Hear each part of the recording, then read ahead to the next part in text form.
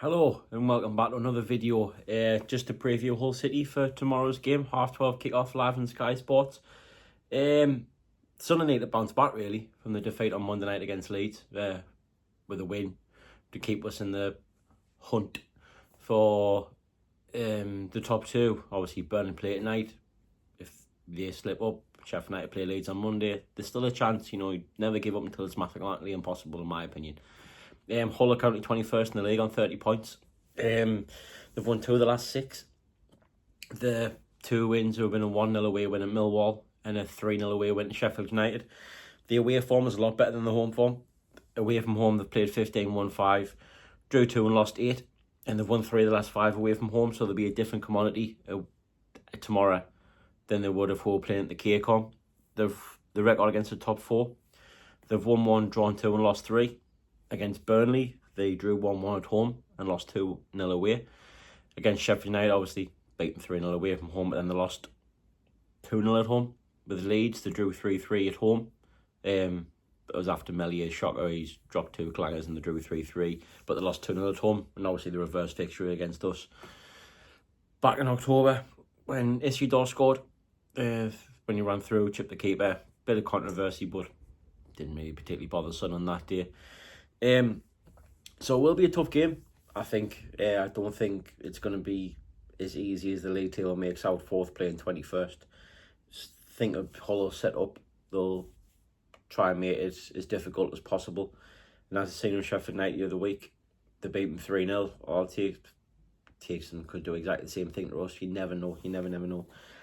The recent meetings between the two, the last 5 fixtures have accumulated 2 Sunderland wins, 1 Hull win and 2 draws. The most recent one, obviously, has been the one in October with Isidore's goal. I think the controversy around it was that the referee got in the way. But in my eyes, I didn't see anything wrong with it. And Isidore did Isidore things, running from the edge of his own box through the whole defence and chipped the keeper in the end. And we won the game 1-0. But I remember, I think we had 2 or 3 good chances in the first half to win the game as well. But they've hit the post the second half. So I think it was like, we've had the better of the first, they had the better of the second half. The most recent one after that was on Boxing Day last year under Michael Beale, when Jack Clark scored at the KCOM. Again, I think Hull had the majority of the ball and we caught them on the break and won 1-0. They won this fixture last year, the Stadium Live fixture. I remember it, I think it was a Friday night, and it was one of the most boring, dull games I've ever watched. Been a Sunderland supporter, and Fabio Carvalho scored, and we ended up losing the game 1-0. I can't remember who was in charge now, if it was Michael Beale or Mike Dodds. I honestly can't remember for the life of us. The game that sticks out for me in my head, recent visits against Hull, is the 4-4 draw, at the Stadium of Light back in the Tony Mowbray season when we got in the playoffs. Funnily enough, Joe Gallard scored for Sunderland against Hull, and now he plays for Hull, and he's playing against Sunderland, and he's done okay, I think, since he's gone to Hull. And, I like Joffrey. I think he was a workhorse. He was just stifled when he played here because he's not a centre-forward, and he was brought into play just behind Stewart, but obviously the injury to Stewart happened, and he ended up being our only main centre-forward, and I think he ended up getting 3 goals for us, did Gallard. They're managed by Ruben Sellers, who has previously managed Reading and Southampton, more Reading than Southampton, because I think he only had 14 games at the end of the Premier League season with Southampton, and he only won once. And for Reading, took them over in League One, don't after points deductions and stuff, didn't really do much. I think left them in the playoffs when he went to Hull. He's managed 17 games, he's won 4, drawn 3 and lost 6. He prefers a 4-3-3/4-2-3-1 formation. I say I don't know much about his setup.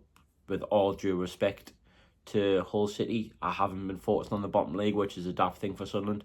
I've tried to do a little bit of research and I've tried to do as much as I can. All I know is sellers like 4-3-3, 4-2-3-1. So you never know if managers change their minds every single week. You could go and play a 5 at the back tomorrow. You never know. Players to watch out for, the top goal scorer is João Pedro, not the one that plays for Brighton, obviously. He's got 5 goals. The next one after that is probably Abu Kamara. He scored twice against Leeds the other week. I think he used to play for Norwich. He was linked heavily to Portsmouth. I wasn't sure if he was on loan to Portsmouth last year, but he'd be a danger man. Louis Barry, obviously heavily linked to Sunderland in the January transfer window. And I'm saying heavily linked, probably the only reason he didn't come to Sunderland because we couldn't guarantee him the game time with having now Mundle and Watson fit. Mundle more than Watson. didn't see he went to sign for Hull instead because, yeah, he's going to play every week. And he got 15 goals in 23 games for Stockport in League 1 this season after a good season in League 2 last season when he got them promoted. So he'd be one to watch out for. He hasn't scored for Hull as of yet. So he's got to really just, yeah, you know, Sunderland's the type of team where if you need your first goal, you want to play Sunderland.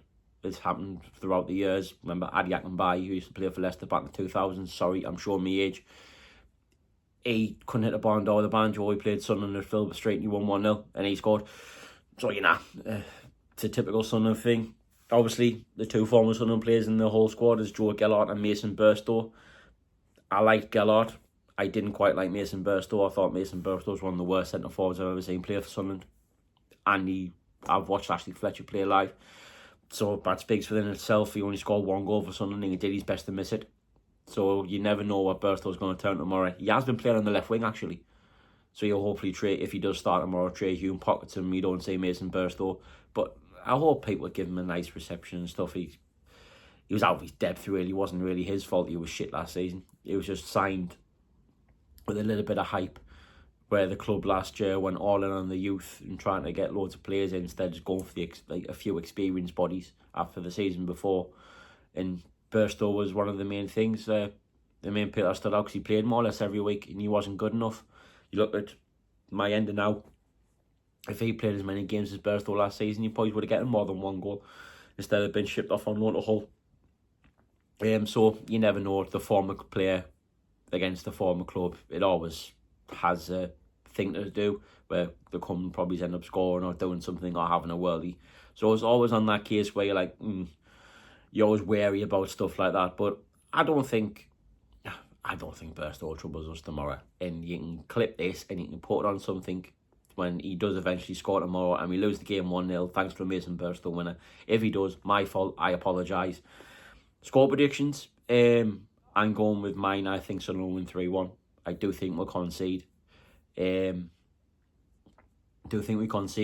I fancy Sunderland to be in control of the game, similar to Luton Town the other week. But I think it'll be a little bit more, what's the word I'm looking for, productive in front of goal. Fancy Wilson to get another one. If my ender starts, I think my ender will get a goal. Personally, I would start him. I'd drop Robertson, play my ender. If he's fit enough, I don't think he will be. I'd probably come off the bench, but if Mundle's fit enough to start, I'd start him, move the fade in the middle, give Chris Rigg a little bit of a rest. He hasn't really been at it the last few games, so a rest, a little bit of breather might do him the world of good. Other than that, you're picking more or less the same. And Mepham, which was in the comments in the Leeds video that I pronounced his name wrong, could come in, but then who you dropping out of 09 and Ballard? There's one option, could Serkin drop out because he's been pulled for 4 or 5 games, and move Luke to left back and play Mepham and Ballard centre half. Sorry, I'm going to call him Mepham. As to me, he's Mepham, and so I'm going to call him Mepham. Mepham and Ballard centre half, and obviously Trey Hume and Patterson picks himself, because as much as I like Simon Moore, he's not really pushing Patterson for the number 1 spot, is he? There is something I want to start, and if he's hung around to the end, if there's any fans that were due to play in the next weeks, I am going to take an opposition score prediction as well. My friend from work got his spot on last week with the Leeds one, and I actually asked Brad, who did the What the 4 podcast with me, if he knew anybody, and he said his cousin was a Hull supporter, and he's telling said they might have some of the game, but he expects Sunderland to win 2-0, and either or, doesn't matter if it's 1-0 Scuffy win or a 2-0 or a 3-1, as long as you win the game, that's fine. That's all that matters. Again, I've just got to push my thanks out to everyone for the support and the views and the engagement of the last 2 videos. Again, I haven't done this in a while. I've been vocal, but putting yourself in front of a camera is a bit difficult and a bit off, and sometimes it can be a bit wary. But the first one I was alright, like a bit nervous, but I think I've been alright now. So thank you for tuning in, thank you for the likes, thank you for the comments. It means the world to us, and thank you for the support.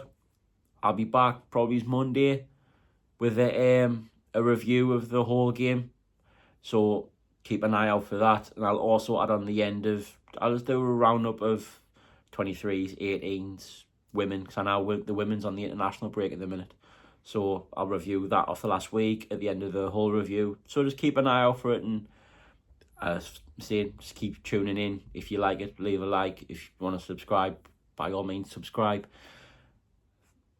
Hopefully Sunderland come back with 3 points. See you on Monday. How are the lads?